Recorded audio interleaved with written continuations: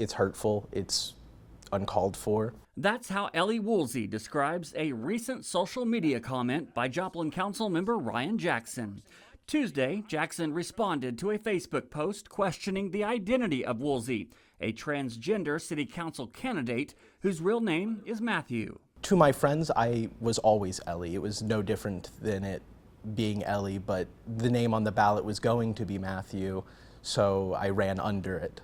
The original post has since been deleted, but Jackson's reply says, quote, "Let's not say she, because he's obviously a man that has some psychological issues. We should not play into his mental delusions." I've heard that so many times, especially living in Missouri as a trans woman. I've been called mentally delusional, mentally disabled, and a whole other slew of slurs. We reached out to Jackson about the Facebook comment. He was unavailable for an on-camera interview, but provided a statement saying, quote, "There is nothing controversial to call someone by their legal name and not play into the persona they make up online.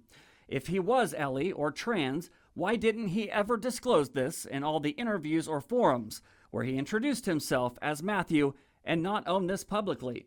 Was his intent to deceive the public about his identity?" At no point in my personal life in which I post online did I call myself Matthew. I introduced myself as Matthew because that's what I'm legally running under, and there's a real threat I could be attacked for who I am. And so I'm not always out there shouting it from the rooftops. And it also has very, very little to do with how I feel about politics and my policies. This isn't the first time Jackson has been criticized for his social media remarks. In April 2025, a recall effort was initiated against him following comments about transgender individuals and gender dysphoria.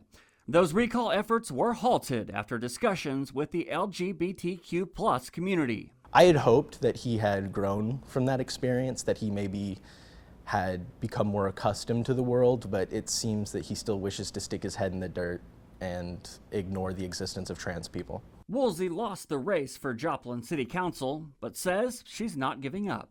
2 years, I'm gonna be back at it, and I'm only gonna be loud in between. Reporting in Joplin, I'm Dustin Latimer.